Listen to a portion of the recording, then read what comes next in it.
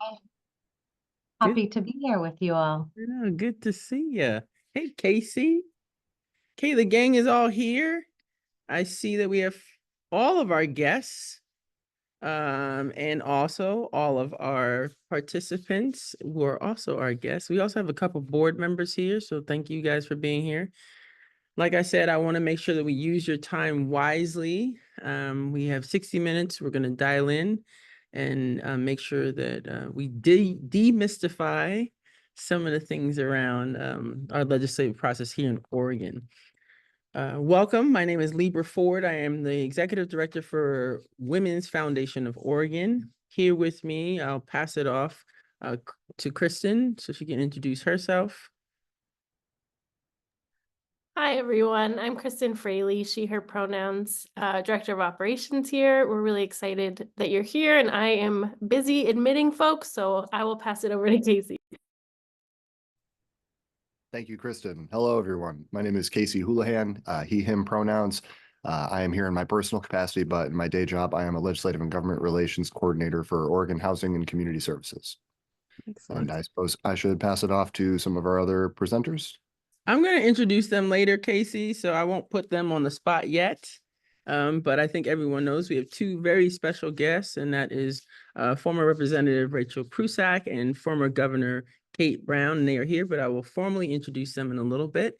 But let's get started and dial into this demystifying moment. First and foremost, next slide, please. Excellent. Today's agenda is obviously are welcome. And in the chat, please make sure you put your name, your pronouns, and the organization that you are affiliated with, if you choose to put that, and what you would like to learn today most. And then we will go into an understanding of the legislative process, breaking it down to a very, very simple way of understanding it, because we all know we're approaching long session and we want all of you to feel confident and armed to be engaged. We're going to talk about key roles in the legislature, and we're also going to talk about how you can engage with legislatures this coming session and in general. And we have special guests to help us do that. Next. So first and foremost, I want to talk about the legislature composition. And if you know this, then please bear with us. But I always like to approach everything where we all come to the starting line together with the same understanding. So, of course, there's many features within our legislators, our senators, our representatives, and of course, there's committees and task force. And committee and the staff, which supports all of our legislature, and then, of course, you as constituents, which inform them and make sure that they do exactly what we need in our daily life. I'm going to focus on committees and task force because a lot of times people are not very clear on what they are and how they exist. So committees, which you see over there on one side, they review, debate, and amend. Those are the things that you should focus on when you think about committees. They are usually long-term and broad in scope, not constitutionally mandated, but established by rules and traditions, and they're crucial to the process. Crucial to the process. And they're determined by legislative leadership.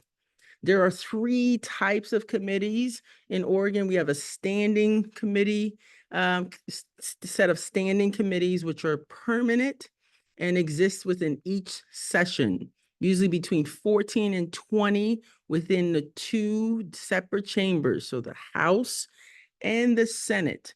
And examples of some of those committees would be our health and education and environmental committees. Another type of committees are joint committees, which is a collaboration of the two chambers. So that's the House and the Senate. They collaborate on decision makings together within those committees or joint committees. Examples of those would be Ways and Means, Audit, and Emergency. Last but not least of our committees would be our special committees, which are temporary in nature. They address special topics and usually are very narrow in their scope, can be more flexible, and are appointed. The members of the special committees are appointed by your Speaker of the House and your Senate President. They hold hearings, they gather information, they draft legislation, and of course, they investigate and make recommendations for bills. Those are the three types of committees that exist within our legislature. Next, on the other side, we have a task force set of kind of groups. The task force researches, engages, makes recommendation development processes, and informs policy. Usually temporary advisory groups is kind of their approach, and they are specifically focused on something, and they're very advisory focused, and they are have a broad membership. So legislatures, experts, community, and agency officers are usually involved in the task force. The formation comes from a legislative resolution or an executive order, and they're usually tasked to produce some type of report, which is then submitted to the governor, the legislature, and the relevant agencies. Examples would be universal health care, racial justice, autonomous vehicles. Those are our two types of groups that inform policy. Committees versus task force, if you were to think about it, their differences lie in authority, membership, types of membership, purpose, and duration. That's really where the differences shift within those two groups. And it's really important to also remember that committees are broad in focus and part of the rules and tradition of our legislature, not constitutionally mandated, but part of our rules and tradition. And task force are specialized and also focus on emerging issues. With that being said, we'll go to the next slide. So I'm going to pass this off to Casey, who's going to talk about the legislative process, which includes all of those groups that I was just talking about. Thank you, Libra. Yes, and that was actually a fantastic kind of 30,000-foot upper view of the whole thing, looking down and the structures that are at play here. I think what I'm going to be talking about today is a little bit more like the perspective of a bill navigating through that framework. So many of y'all have probably seen this graphic before. The Oregon Legislature makes this available on their website. And for many of you who might remember the Schoolhouse Rock video, I'm just a bill. Then you'll probably have a nice basis in civics education for this too. But basically what the legislature did was put up our state-specific version of that to help walk people through every step that a bill must take in order to become a law. And I'm not going to read all of this exactly to you, but the idea is a bill, before it is filed as a bill, starts out as an idea. It's just a concept that either a legislator has or that a constituent might have that they bring to a legislator. Sometimes that can also take the form of a particular group that is maybe working on behalf of constituents that comes up with a concept. And this really is just meant to underscore the idea that it is very important to connect with your legislators to make sure that if there is a concept that can materially benefit the community that you live in, absolutely have those conversations, because I can't begin to tell you how many bills I've been able to work on in my various capacities here that started as some idea that a person had that they thought would be a immeasurable improvement over the status quo. So when there's a citizen or a group or a lawmaker who has an idea, they bring that forward, they suggest it, they submit a proposal for a bill. An LC is the acronym they like to use for that, a legislative concept. And then after it gets filed as an LC, then when the legislative session does begin, it turns into a bill and it's introduced and it's assigned a bill number, and then it gets assigned to a committee. That is usually the next step after legislative counsel, the state's attorney, actually work on drafting the language for a proposed bill. It goes on to be introduced as a bill.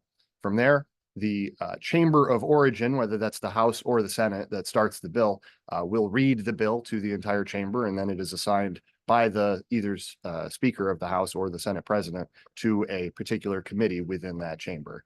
And this is where things can get complicated, because there are often multiple committees that a bill might have to go through. The different committees and different types of committees that Libra pointed out will often have different rules. There are rules that apply to most committees, but not others. There are deadlines that apply to some committees and not others. And so this can be a really hazardous path for legislation. And if folks don't get certain bills past certain thresholds by a particular time in the legislative calendar, those bills are effectively dead. And not to complicate it for this 101 overview, but then there are also zombie bills and opportunities for bills to be reintroduced, or gut and stuffs, we call them, where another bill will have its contents removed and replaced with a different concept, as long as it's, within the relating to clause of the bill. So not to get too bogged down in these details, I'm sure we'll go into this more in the second part of this webinar, but effectively, once it's assigned to any particular committee, that's where the rubber really starts meeting the road. We start seeing committee hearings. That's usually the first step, is that a committee chair will have a committee hearing on a particular bill. And so that gives proponents of the legislation an opportunity to speak to members of the legislature, put their testimony on the record. Same for detractors. The public hearing, as the name implies, allows anyone to arrive and provide their input into the bill. And actually, this is an area where in Oregon, we're really very fortunate how much open government we have here, because with some of the tools that we have available, folks can really stay plugged in from anywhere in the country or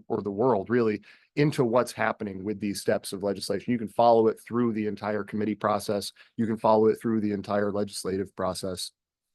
But once it's in a committee and once a hearing on a bill is held, then the next step, should lawmakers choose to proceed, is that they would hold a committee vote on that bill. And assuming that a bill passes in committee, then it goes on to the larger chamber. So if it starts in the House, let's say it's a House housing bill, then once the housing committee passes the bill, it would go on to the full House for a vote of the full chamber. And you've got to pass a vote of the 60 members there with a majority. Sometimes the threshold is higher, depending on what type of bill you're looking at. Some of them require a supermajority. And then after, if it is successful, and it passes a vote in the full chamber, then the whole process starts again over on the other side. If the bill passes through the House, then it goes over to the Senate, where it is assigned to a Senate committee.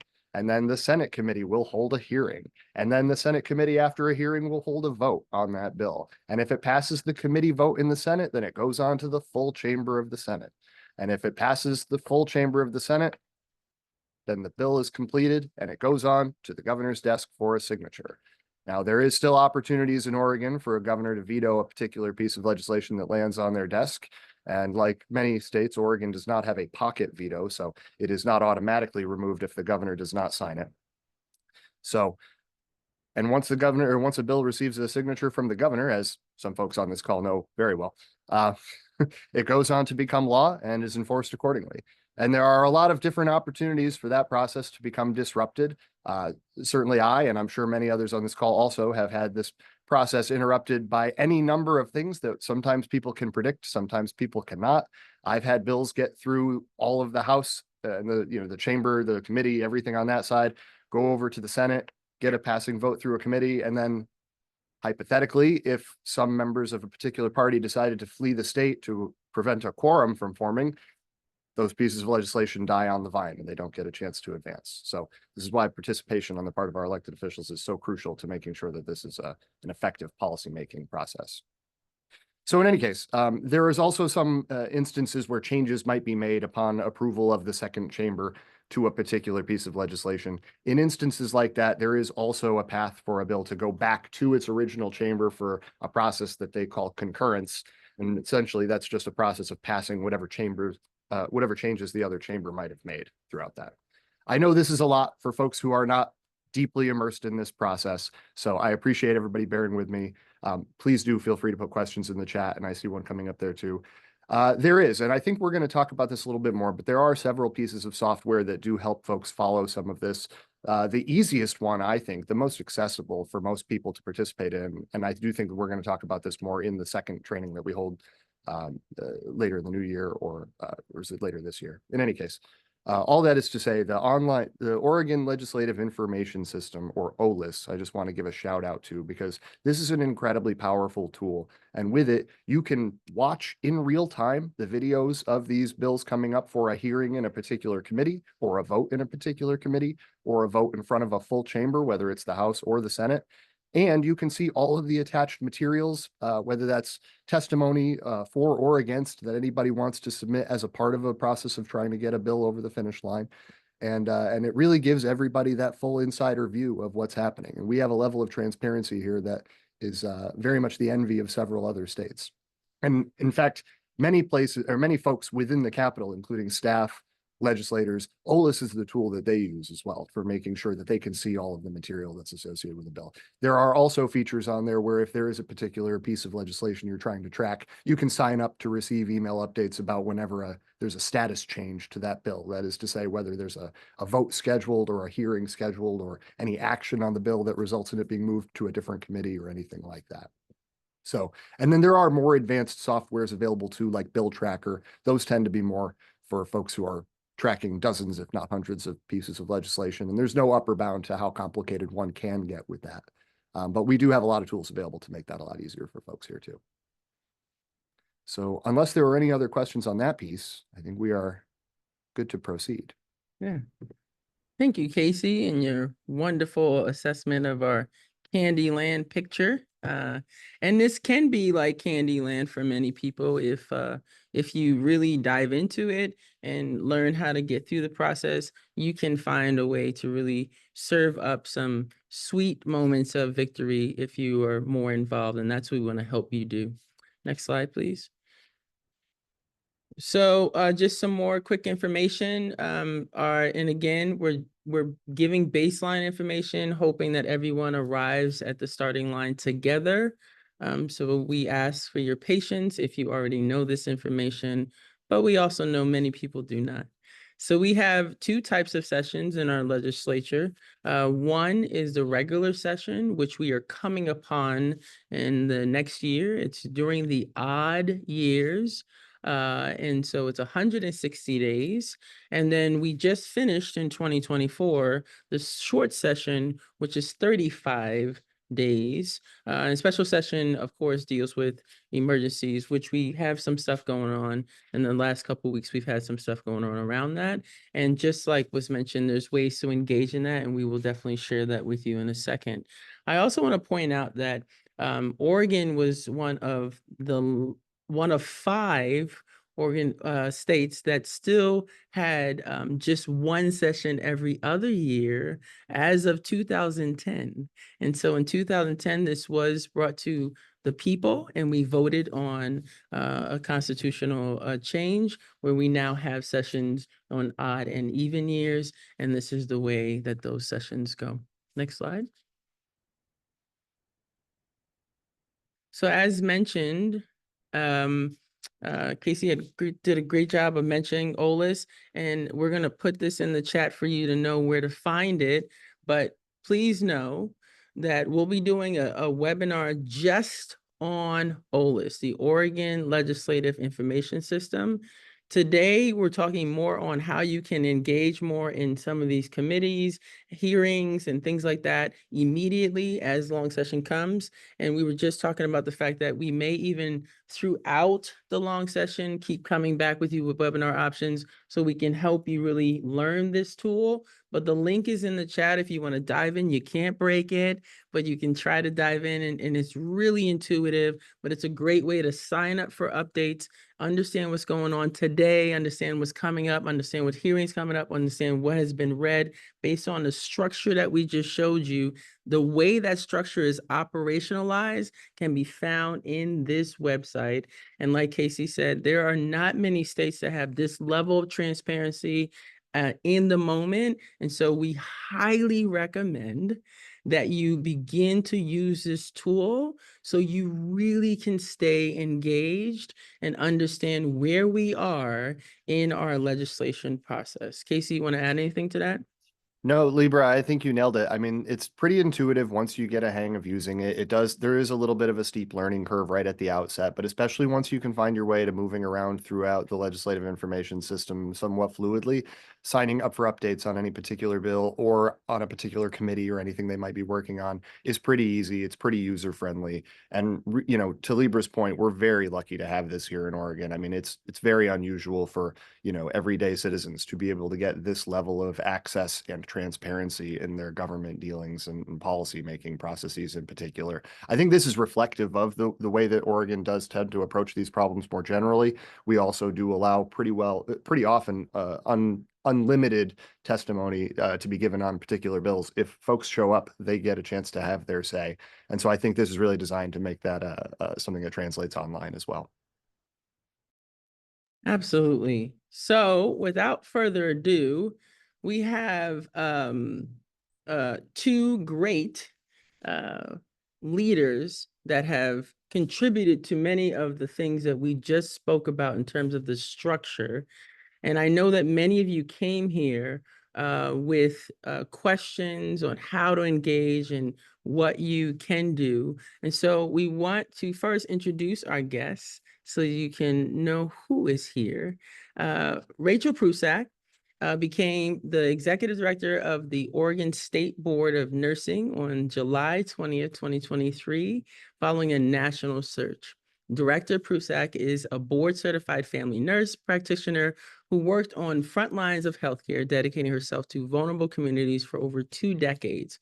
Rachel ran for elected office because she believes nurses belong in leadership positions where decisions about healthcare policies are made. She served as a state representative in Oregon legislature for 2 terms. She was appointed chair of the House of Healthcare Committee during the 2021 and 2022 legislative sessions, focusing on policies addressing public health, the nurse workforce, health equity, and health system resilience. Please help me welcome former representative, current director, Rachel Prusak.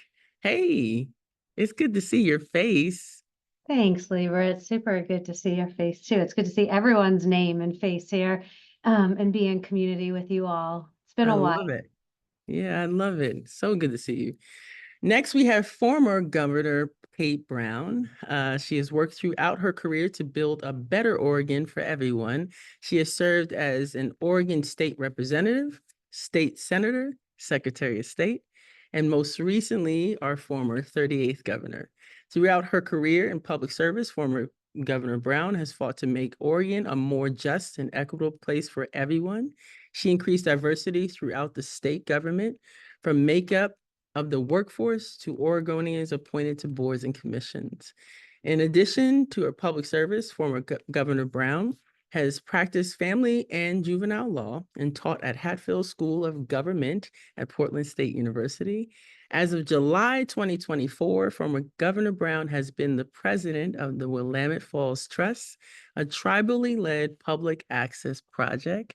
Please help me welcome our former governor, Kate Brown. Hey, so Hey, good to Libra. Great to see you. so Great glad to you see guys. everybody. Yeah, it's just amazing that you two are here with us. And I have to first say that I think many people on this call would agree with me in saying thank you for your service, not just for all that you contributed to Oregon as a state, but most important, as women leaders, looking out for all of us, because we know when women are in leadership, we all benefit. So thank you guys for that and your commitment to us. So I'm going to start us off with questions, but I want to say to the crowd, we are here for you to ask questions. So in the chat, shove your questions in. I will read them as I see them, and I will give it to both of them. But I'm going to start off with Rachel, you, and just say, so first and foremost, based on what we just said, how accurate is that in terms of your experiencing it, and what would be your feedback to that information today? I was impressed. I, I learned a lot by doing, and it was so great for all that information to be here. I took a few notes that I didn't know what we were going to talk about. And I think one of the things that it made me think about and wanted to make sure the group knew is, the bringing an idea forward to then become a bill. Not all ideas are good ideas. And then, depending on who the chair of the committee is, something might get scheduled. And so sometimes our work as advocates isn't just advocating for what we want, but it's playing defense and ensuring that people know the idea that someone thought was good isn't a good idea. I think what you'll find in the legislative session is there's no bill limits and there's 160 days. And some legislators will file, dozens and dozens of bills. It's really hard to track. It can be frustrating and overwhelming. But when a large group of people kind of gather around the support or opposition of something, that's when you really pay attention, get involved, and speak up. And I think the other thing I was thinking when you were showing it is how great it is that you have created this space for this many people to come together and learn, because historically you would have the lobby, their presence all day, every day. And one of the things I made sure I did as a legislator, and I know our former governor did, is really listen to the voices of the people. So like those that are here today, and not only in just the lobby who are getting paid to be there. Not saying they don't bring really great information, but we need to make sure that it's wide and vast. And so it was something I would do is listen to the voices that historically weren't heard, and felt like that was something that I could bring forward as a legislator. What were those healthcare issues? Where were families struggling, that I could hear? But I think just knowing that is the way we are organized is great. And it's one of the reasons that I had to step down, to work a job that is 160 days one year and 35 days another year. The way that that is paid is that you are in a part-time job, so around $35,000 a year. So how do you balance that? How do you balance someone in the legislature that can do both, and why historically it has been often those that are retired or wealthy? So I think just really having those things in mind is, it's fast and furious in those 160 days because there's no bill limit. All the ideas are brought forward, and how that can feel overwhelming. But the more and more you understand it, it becomes less overwhelming. And the more and more you get into communities like this to organize, you know what to focus on. So those were the original, the kind of first thoughts I had while listening to the presentation, but it was really great. Awesome. I love that. Thank you. Former Governor Kate Brown, what about you? What feedback would you have for us in terms of what we presented and your experience in that as the top leader in that structure? So I thought all of the information was incredibly helpful. I want to reiterate a point that Casey made about the committees. The committee is where all the work is done. And unlike other legislatures or Congress, nothing is amended or enacted on the floor in terms of changing the language of the legislation. So the committee's where it's at, which diffuses power in the legislature. And I think that's a really good thing. Obviously, one party is in control of the legislature right now. That wasn't the case when I was in the legislature. I spent, of my 17 years in the legislature, I was in the minority. 14 out of 17 years, I was in the minority. So passing a bill was really incumbent upon a few things. Number one, finding a key champion or a warrior for my legislation. Number two, we also had some bills that were about luck and timing. And I just want to share one example. I was still in the House, so it was 95. It was a bill to make it a felony to blockade a women's health center. And Republicans control both chambers.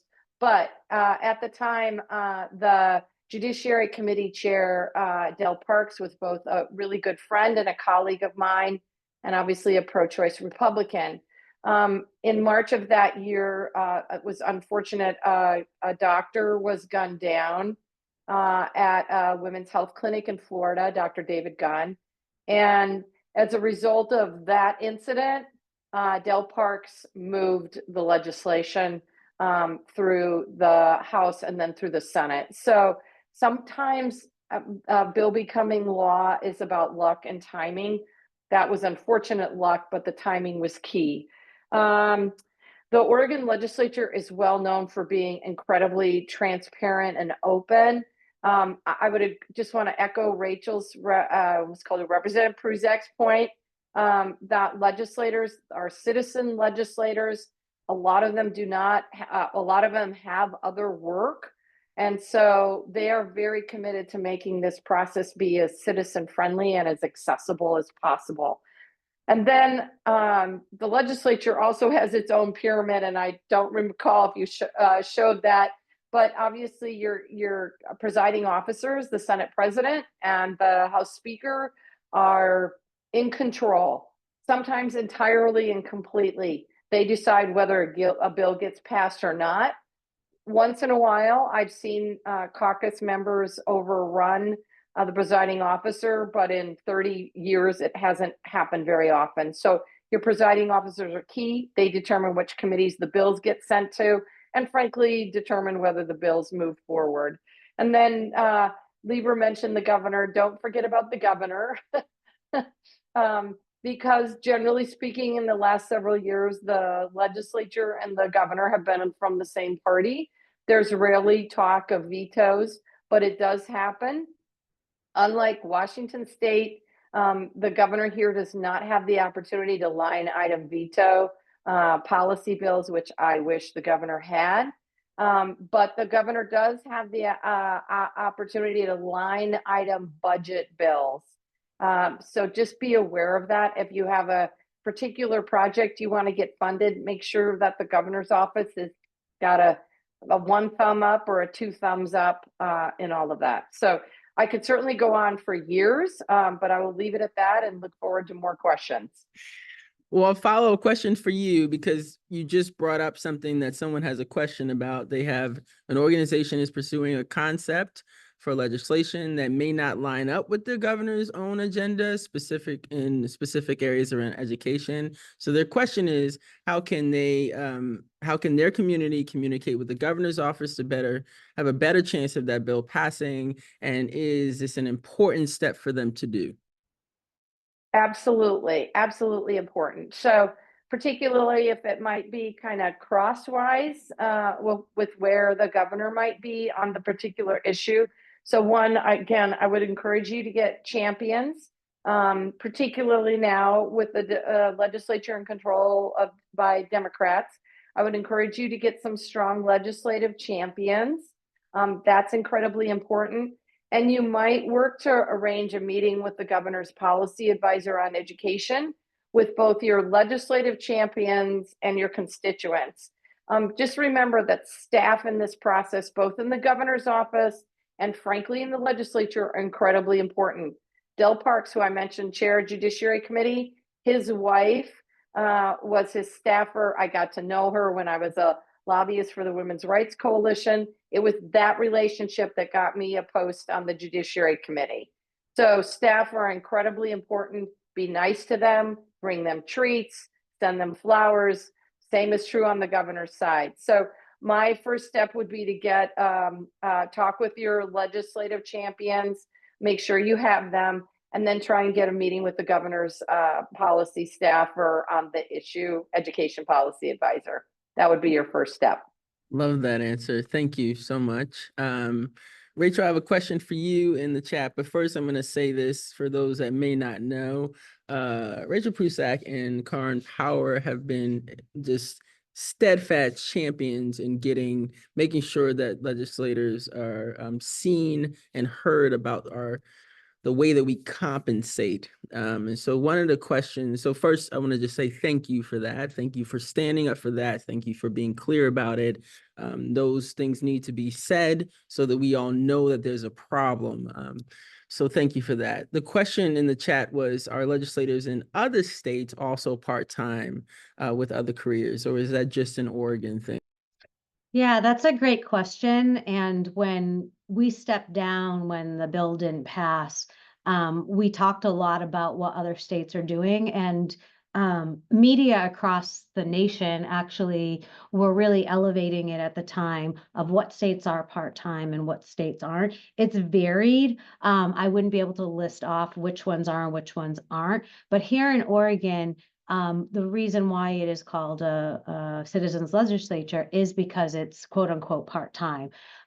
Historically it was just every other year. Then it became, every other year with the short session being about budget, but there's just so much work. And maybe, Governor Brown can speak to this, because I don't know what it was like to balancing it before the kind of mountain of of issues and mountain of problems, never mind every time there's a walkout and things don't pass, it gets carried over.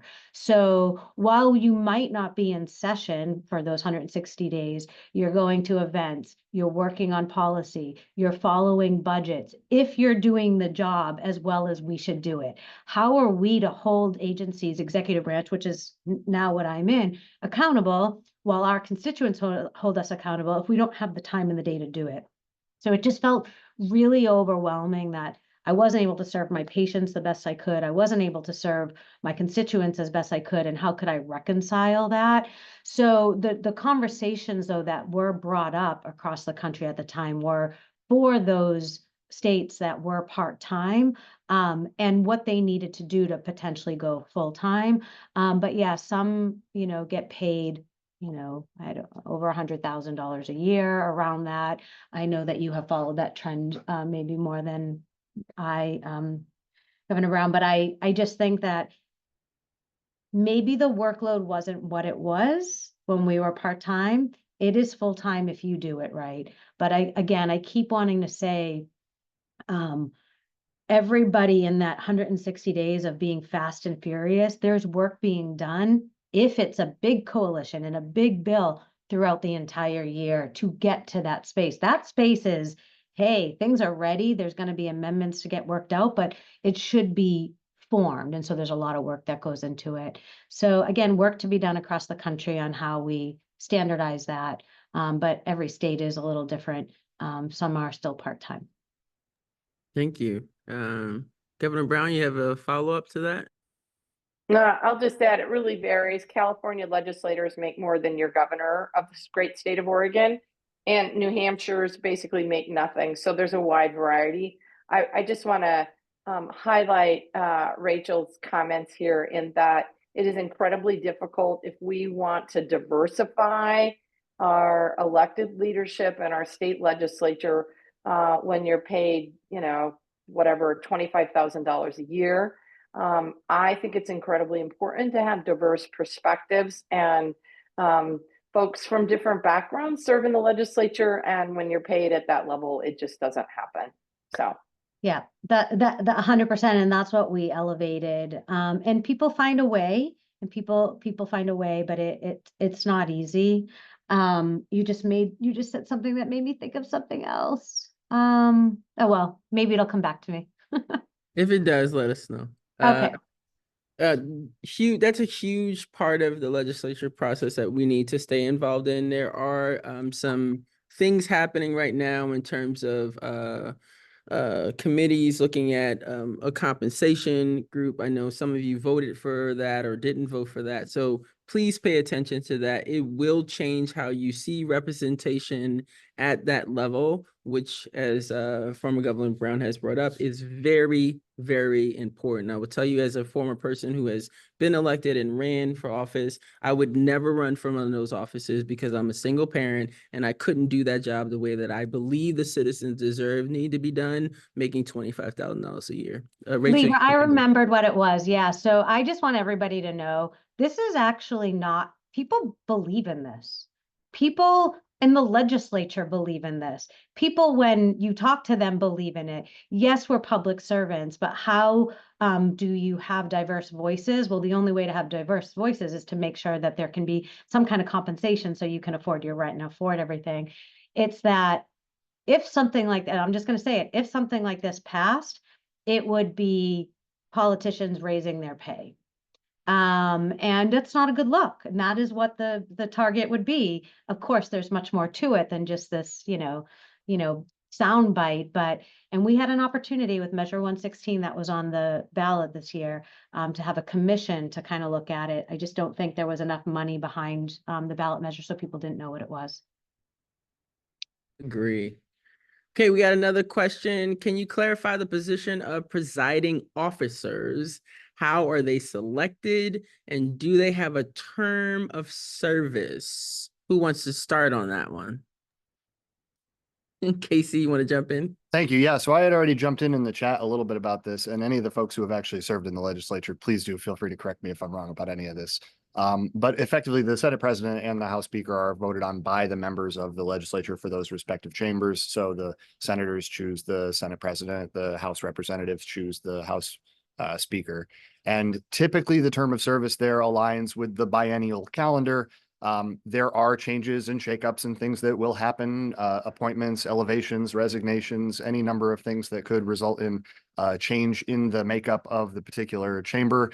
And they can call for a new vote in situations like that. In fact, we've seen some leadership shakeups quite recently on the Senate side, which have been fascinating for all y'all who do follow at that level, but I won't get into that now.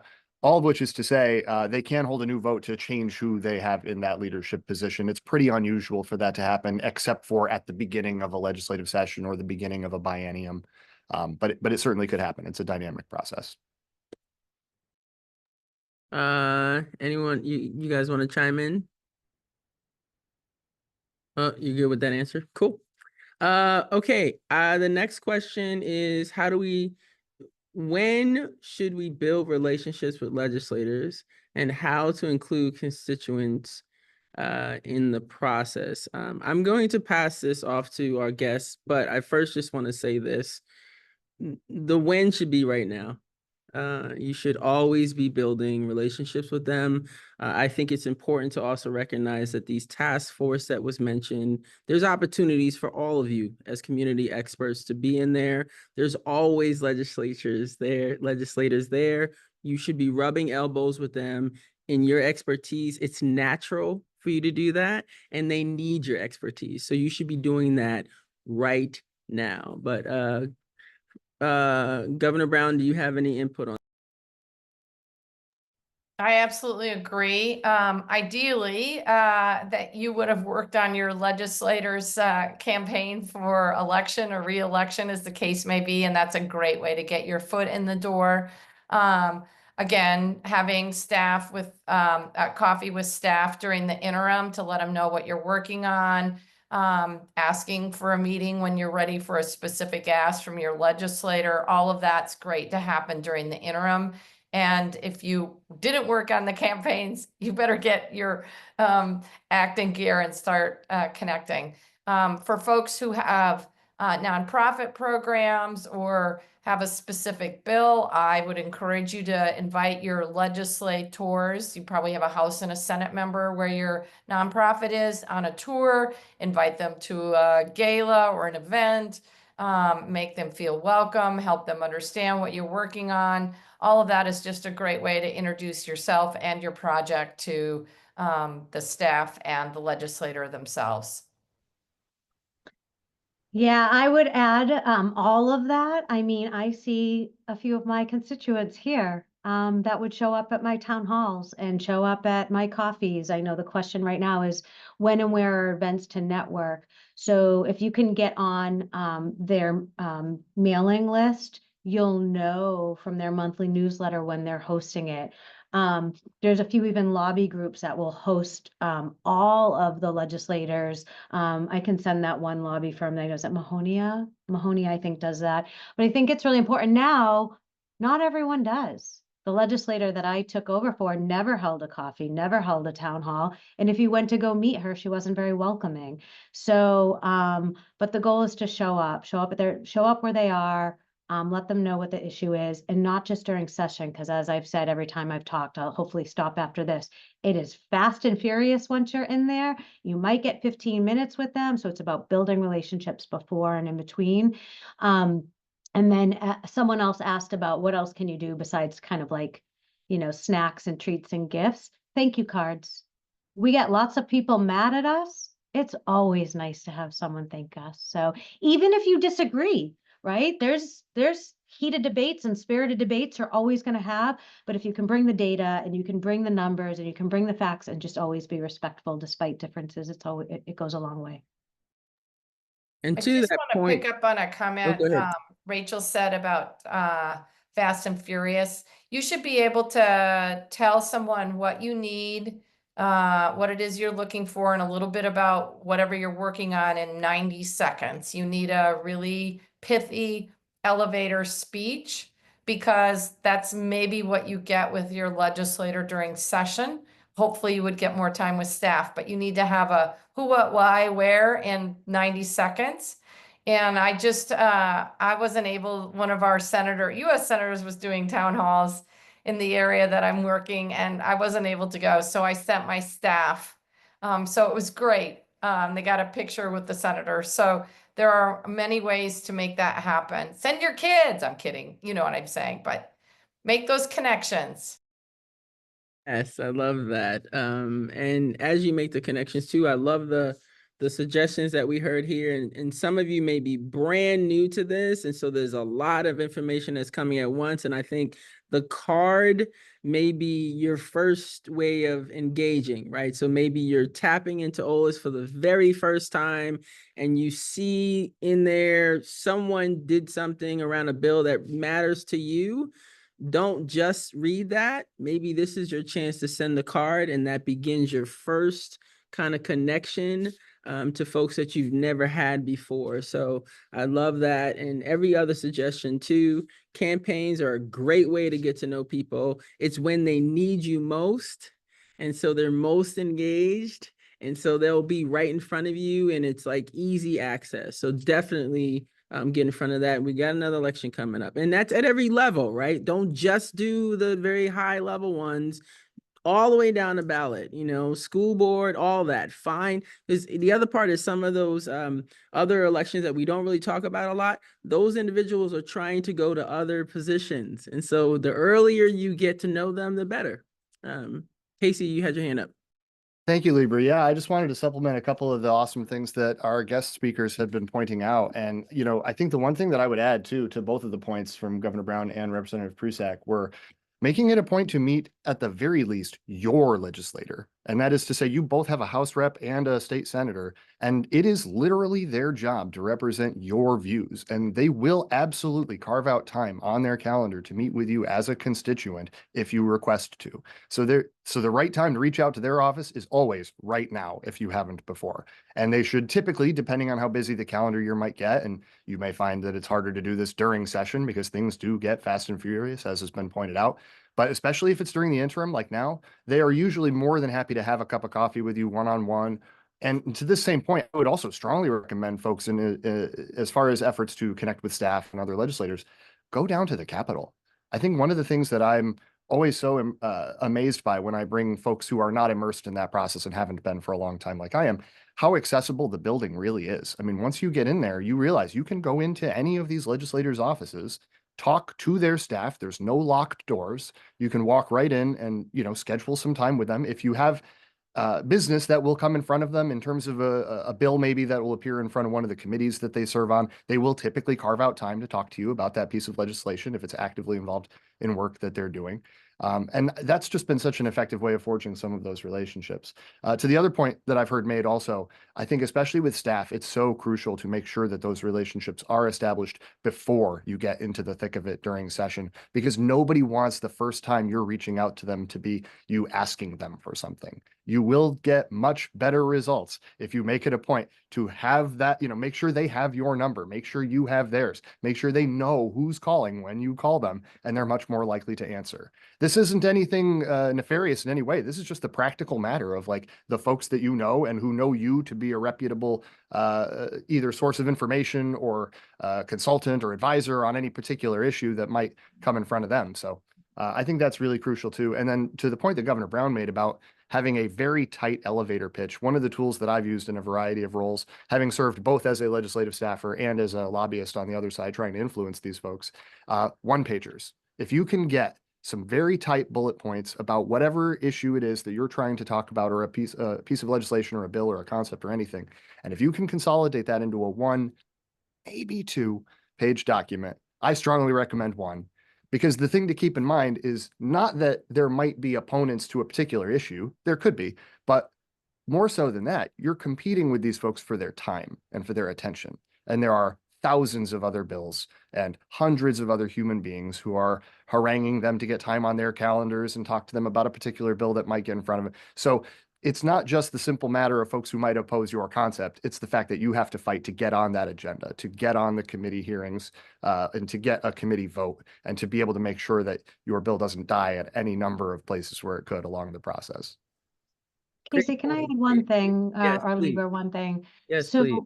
what you just brought up, I think one of the other things is you may not be bringing a bill forward, but you can bring an authentic voice to support or oppose something.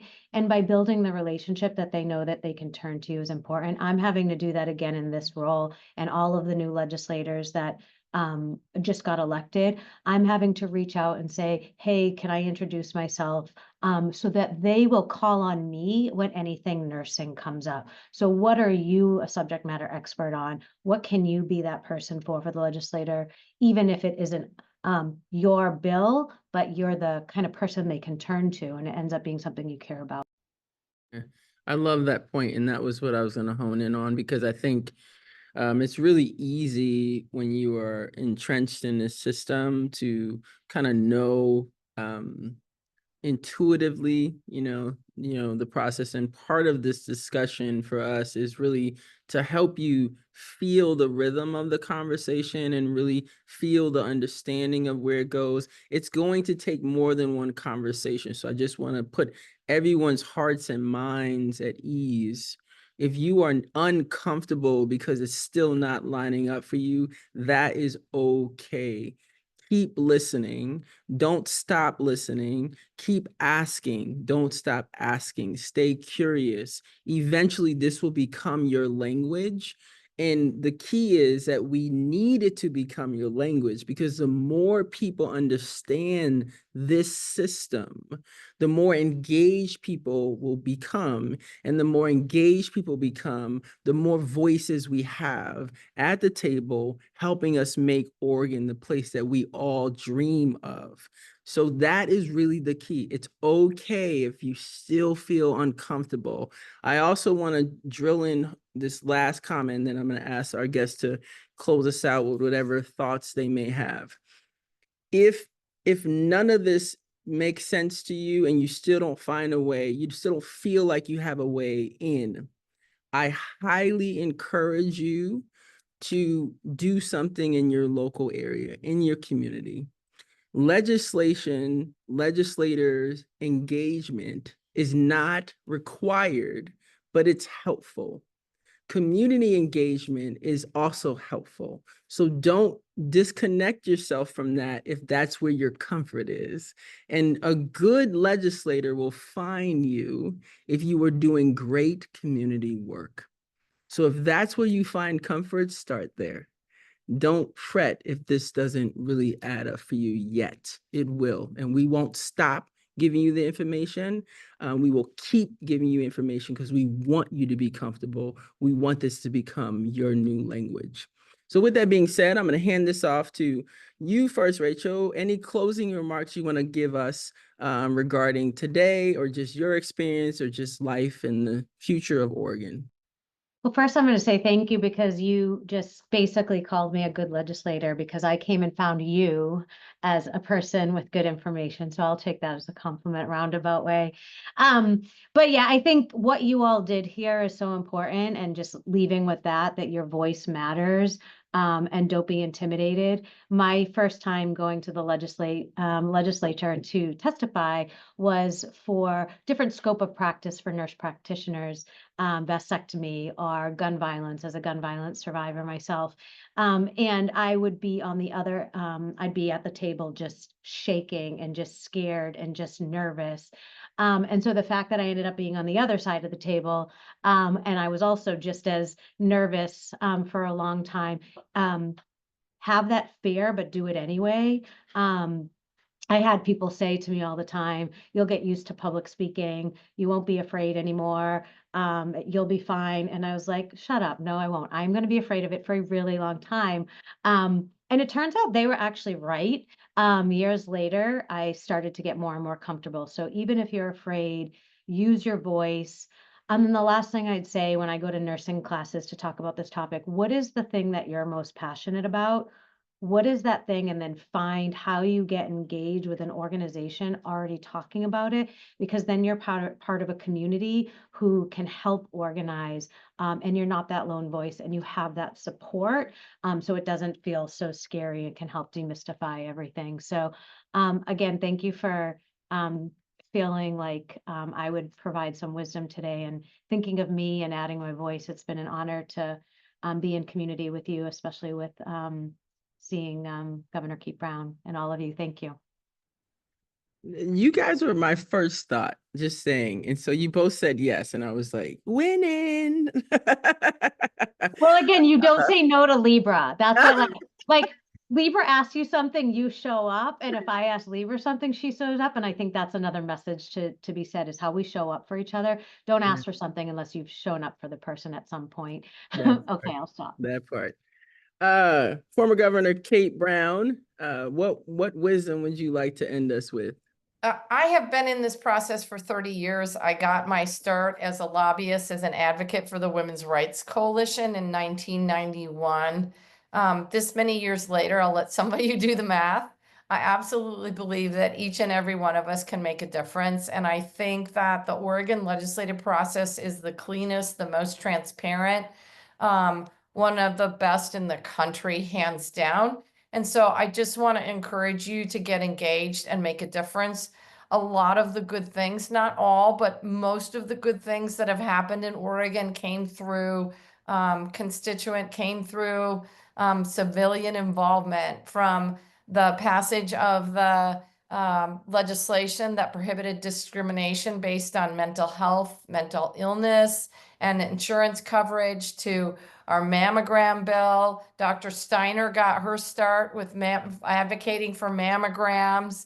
All of that came because people saw something wasn't right or was unjust, and they worked to make it better. That's how Governor Roberts got her start. Her son is autistic. He was kicked out of school. This was a long time ago. There are laws against that now, but there are laws against that because Governor Barbara Roberts said, hell no, my son deserves an education. So I could go on, but you can make a difference. Ask for help. Staff, legislators will help you.